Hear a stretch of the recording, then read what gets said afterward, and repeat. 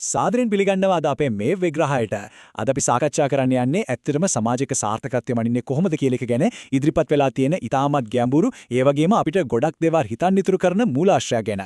සාමාන්‍යයෙන් ඕනෑම ජාතියක් එහෙමත් නැත්නම් ශිෂ්ටාචාරයක් තමන්ගේ දියුණුව මනින්න විවිධ මිමි පාවිච්චි කරනවානේ. හැබැයි අද අපි බලන්න යන මේ රාමු ඊට වඩා සම්පූර්ණයෙන්ම වෙනස්. ඒක ගොඩක් ගෞරවණීය ඒ වගේම මානුෂීය පදනමක් මත තමයි පිහිටලා තියෙන්නේ. හරි අපි මේ ගැන ටිකක් ගැඹුරින්ම හොයලා බලමු. ඇත්තටම සමාජයක පැවැත්ම එමත් නැත්නම් සම්පූර්ණ විනාශය තීරණය වෙන්නේ මොන වගේ කාරණාව මතද? අපි සාමාන්‍යයෙන් හිතන්නේ ආර්ථිකය කඩා වැටීම නැත්නම් මොකක් හරි ස්වභාවික විපතක් තමයි සමාජයක් විනාශ කරන්න හේතු වෙන්නේ කියලා නේද? හැබැයි මේ මූලාශ්‍රයට අනුව නම් ඒක එහෙම නෙවෙයි. සමාජයක අවසාන ඉරණම සම්පූර්ණයෙන්ම රඳා පවතින්නේ ඒ සමාජයේ ඇතුලේ ඉන්න අසරණ, කොන්වුණු කිසිම බලයක් නැති මිනිස්සුන්ට සමාජය කොහොමද සලකන්නේ කියන එක මතයි. ඒක ඇත්තටම මාරම ප්‍රබල අදහසක්. පළමු කොටස සමාජයක සැබෑ මිනුම් දණ්ඩ. සාමාන්‍යයෙන් අපි සමාජයක දියුණුව මනින්නේ ධනයෙන් එහෙමත් නැත්නම් හමුදා ශක්තිය වගේ දේවල් වලින්නේ. හැබැයි මේ දාර්ශනික රාමුව ඇතුලේ ඒ හැම දෙයක්ම සම්පූර්ණයෙන්ම බැහැර කරලා තියෙනවා. මෙතනදී මුහම්මද් නබිතුමාණන්ගේ ඊටමත් ප්‍රබල අනතුරු ඇඟවීමක් ගැන සඳහන් වෙනවා. කිසියම් සමාජයක් ලෝක වේදිකාව උඩ ආඩම්බරයෙන් නැගී සිටිනවද එහෙමත් නැත්නම් සම්පූර්ණ විනාශයකට මුහුණ දෙනවද කියන එක තීරණය වෙන්නේ එකම එක තීරණාත්මක සාධකයක් මත විතරයි කියන එකයි මෙතනින් කියවෙන්නේ. ඒ තමයි ඒ සමාජයේ ජීවත් වෙන ඊටමත් දුර්වල, කොන්වුණු, පහළම මට්ටමේ ඉන්න මිනිස්සුන්ට සමාජය කොහොමද සලකන්නේ කියන එක. ඒ කියන්නේ සමස්ත සමාජයේම අනාගතය ලියවිලා තියෙන්නේ මේ අයට ලැබෙන සැලකිල්ල මත කියන එකයි මේකෙන් අවධාරණය කරන්නේ. දැන් අපි ඊළඟ කොටසට යමු. දෙවෙනි කොටස. යුක්තිය මත පදනම් වූ පාරිශුද්ධතය.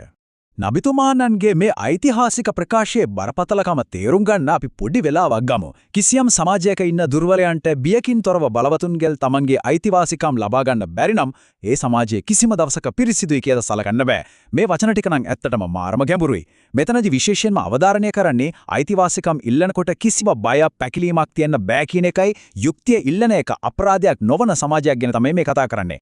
මේකෙන් ඊටමත් විශිෂ්ට විදිහට පැහැදිලි කරන දෙයක් තියෙනවා. ඒ තමයි පාරිශුද්ධත්වය කියන්නේ නිකන් ආගමික හෝ ආධ්‍යාත්මික සංකල්පයක් විතරක් නෙවෙයි කියන එක. ඒක ඇවිල්ලා පද්ධතිමය සමානාත්මතාවය මනින අපිට ප්‍රායෝගිකව දකින්න පුළුවන් මිනුම් දණ්ඩක්. නීතිය ඉස්සරහා හැමෝම සමාන වෙන එක විතරක් මදි. බලවතුන්ට එරෙහිව යුක්තිය ඉෂ්ට කරගන්නකොට දුර්වල අයට කිසිම බාධාවක් තර්ජනයක් තියෙන්න බෑ. සැබෑ සමාජ පාරිශුද්ධත්වය මනින ප්‍රධානම නිර්ණායකය තමයි ඒක. තුන්වෙනි කොටස අබූ බකර්තුමාගේ ප්‍රකාශනය. ඉස්ලාමයේ පළවෙනි කලීෆාවරයා, ඒ කියන්නේ පාලකයා විදියක අබූබකර් අස්-සිද්දීක්තුමාණන් නායකත්වයේ වගකීම බාර ගන්න අවස්ථාව තමයි මේ මූලාශ්‍රයේ ඊරකට උපුටා දක්වලා තියෙන්නේ. එතුමා පාලනය බාරගෙන මුළු ප්‍රජාවම අමතලා කරපු මේ ඓතිහාසික මංගල දේශනය නිකන් දේශපාලන කතාවක් නන් නෙවෙයි. ඒක සමාජයේ බල ව්‍යුහයන් සම්පූර්ණයෙන්ම කනපිට හරවපු සාම්ප්‍රදායික බලය කියන අදහසට ලොකු අභියෝගයක් කරපු අතිශය වැදගත් ප්‍රකාශනයක්. දැන් මේ ගැන ඇත්තටම රසවත්ම කාරණය වෙන්නේ මේ රැඩිකල් වෙනසයි. අබුබක්රතුමා ප්‍රකාශ කරන්නේ සමාජයේ කවුරු හරි කෙනෙක් දුර්වල නම් එයාට හිමි වෙන්න ඕනේ අයිතිවාසිකම් ටික ලැබෙනකම් මා ඉදිරියේ ඔහු තමයි වඩාත්ම ශක්තිමත් පුද්ගලයා. ඒ වගේම සමාජයේ කවුරු හරි ශක්තිමත් බලවත් කෙනෙක් ඉන්නවනම් එයා අනිත් අයගෙන් උදුරගත්ත අයිතින් නැවත අරගෙන නියම අයිතිකරුවන්ට දෙනකම් මා ඉදිරියේ ඔහු තමයි වඩාත්ම දුර්වල පුද්ගලයා. බලන්න එකේ තියෙන අපූර්ව බලහත්කාරයෙන් ගත්ත බලය නිර්පේක්ෂ දුර්වලකම විදියටත් පීඩාවට පත්වෙන එක අවසාන ශක්තිය විදියටත් කොච්චර ලස්සනට අර්ථකථනය කරලා තියෙනවද? හතරවෙනි කොටස. සාර්ථකත්වයේ රහසිගත එන්ජින. සමාජයක ජයග්‍රහණයේ සහ ආර්ථික යැපීම ඇත්තටම එන්නේ කොහෙන්ද? සාමාන්‍ය ලෝකයා විශ්වාස කරන්නේ මේවා ලැබෙන්නේ ධනපතියන්ගෙන්, බලවතුන්ගෙන්, එහෙමත් නැත්නම් ලොකු ප්‍රාග්ධනයක් ආයෝජනය කරන අයගෙන් කියලානේ.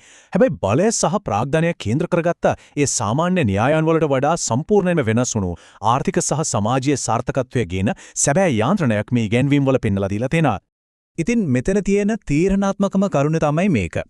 නබිතුමාණන් පෙන්වා දීපු විදියට මේ නිශ්චිත ප්‍රතිලාභ, ඒ කියන්නේ අල්ලාහගෙන් ලැබෙන දේව පිහිට, ආර්ථික සමෘද්ධිය සහ යැපීම, ඒ වගේම සතුරුන්ට එරෙහිව ලබන ජයග්‍රහණය කියන මේ හැම දෙයක්ම සමාජයකට ලැබෙන්නේ ධනවතුන් නිසා නෙවෙයි. ඒ දේවල් ලැබෙන්නේ සමාජයේ ඉන්න දුපත්, අදෘශ්‍යමාන සහ කොන්වුණු සමාජිකයන්ගේ යාඥාවන් සහ එයාලා වගුරන දහදිය මහන්සිය නිසාම පමණයි.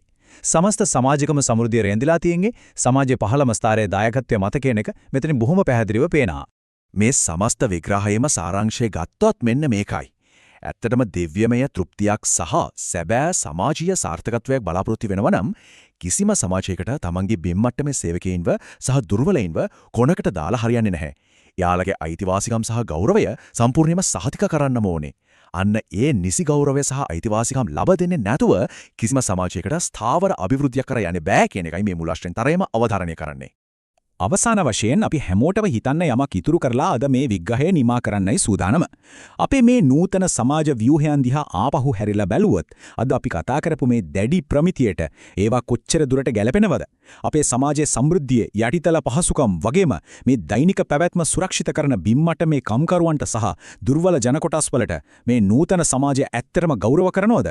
එයාලට කිසිම බයක් නැතුව තමන්ගේ යුක්තිය ඉල්ලන්න පුළුවන් වටපිටාවක් අද තියෙනවද? මේ ගැඹුරු වගේම අභියෝගාත්මක ප්‍රශ්නේ නරඹන හැමෝටම ඉතුරු කරමින් අදට මේ විග්‍රහය මෙතනින් අවසන් කරනවා. අලුත් කරුණු රැගත් තවත් මේ වගේම විග්‍රහයකින් අපි නැවත හමු වෙමු.